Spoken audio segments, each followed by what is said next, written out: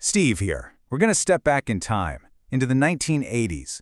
You think you know the 80s. It was a decade of excess, sure, of power, but it was also a fundamental shift, a seismic shift, in how the world saw money. And we're going to look back at that brutal, transformative decade because it literally built the foundation of the market you and I are trading in today. Greed is good. Yeah, you know the line. Gordon Gekko, right? But here's the thing. Back in the 80s, that wasn't just some clever movie dialogue. No, it was a business model. It was a damn mantra that defined an entire era where the old rules, they were torched, just thrown out. And Wall Street? Well, Wall Street became a battlefield. But before all that boom, before the big money, there was the bust. See, the decade didn't start with a party. It opened on this grim, dark reality. Inflation wasn't just a number. It was a runaway train, and it was chewing through the entire economy. The dollar in your pocket felt like it was melting. Your savings just vaporized, gone. So, what do you do? Well, they sent in a man to do what seemed like an impossible job. His name was Paul Volcker.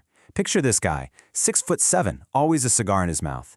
He was the chairman of the Federal Reserve, and he didn't give a damn about feelings or political pressure. He had one job and one job only: tame that monster of inflation, whatever the cost. So that's the central question, isn't it? How do you kill a monster?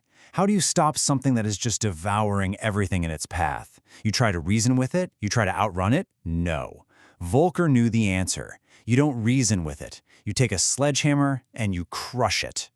And this was his hammer, the prime interest rate. He jacked it up to 20%.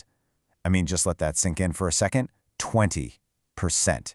He made money so expensive to borrow that he basically choked the life out of the economy. Businesses failed. Farms went under. The pain out on Main Street, it was real, and it was deep. But the medicine, as brutal as it was, it worked. He broke inflation's back, all right? Now, the cost was a nasty double-dip recession. That's a downturn, a quick recovery, and then boom, another plunge. But the long-term gain? It was stability. And once the cost of money was finally under control, well, that's when a whole new breed of animal woke up on Wall Street. Right. See, these new bulls on Wall Street, they weren't interested in slow, steady growth. They didn't care about building companies over generations. Nah. They were hunters. They were predators, looking for what they called value, something they could unlock with a sledgehammer. These were the corporate raiders, and they were about to get a brand new weapon. And this was it, the junk bond. It was perfected, really weaponized by one man, Michael Milken. They called him the junk bond king. From his X-shaped desk out in Beverly Hills, he had this realization, this aha moment. He figured out you could fund a hostile takeover of almost any company, even the huge ones, by selling this high-interest, high-risk debt to investors who were just starving for yield. It wasn't just a new product. It was financial dynamite.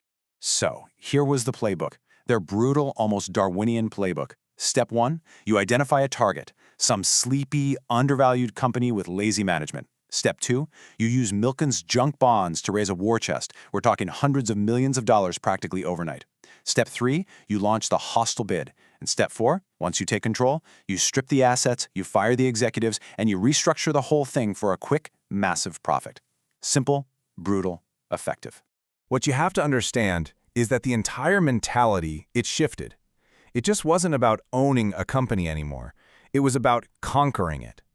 All of a sudden, the old guard, the entrenched management at these massive, iconic corporations, they were vulnerable. They were prey. Guys like Carl Icahn, firms like KKR, they were the barbarians at the gate. And suddenly, no company was too big to be eaten. Now, all this frenzy, all these takeovers, and all this leverage, it fueled a monster bull market. By 1987, the market was just high on its own supply. It felt unstoppable. But underneath the surface, a new force was at play. Something that didn't run on greed or fear. It ran on pure, cold logic, computers. And they were about to have their say. The speed of it all, it was just terrifying.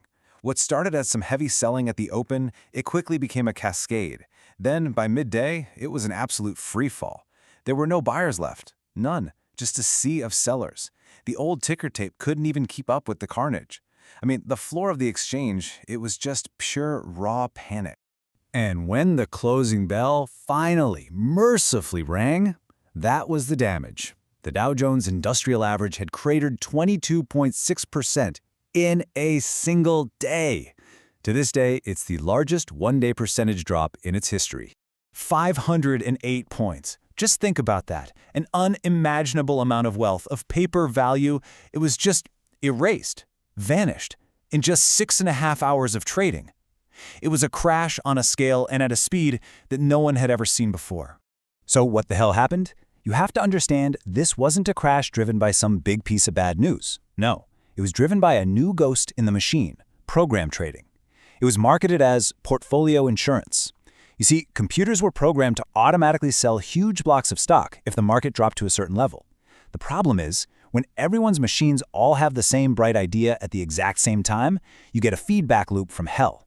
The machines weren't talking to each other. They were all just screaming sell at the same time.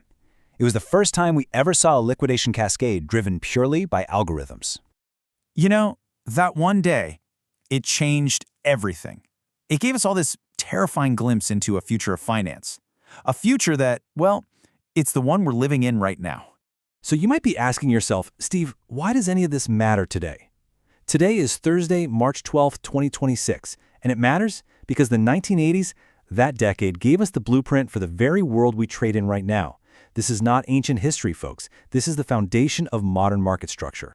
Just think about it for a second. The 80s was the decade where simple debt got rebranded as sophisticated leverage, right? And borrowing billions became just standard operating procedure.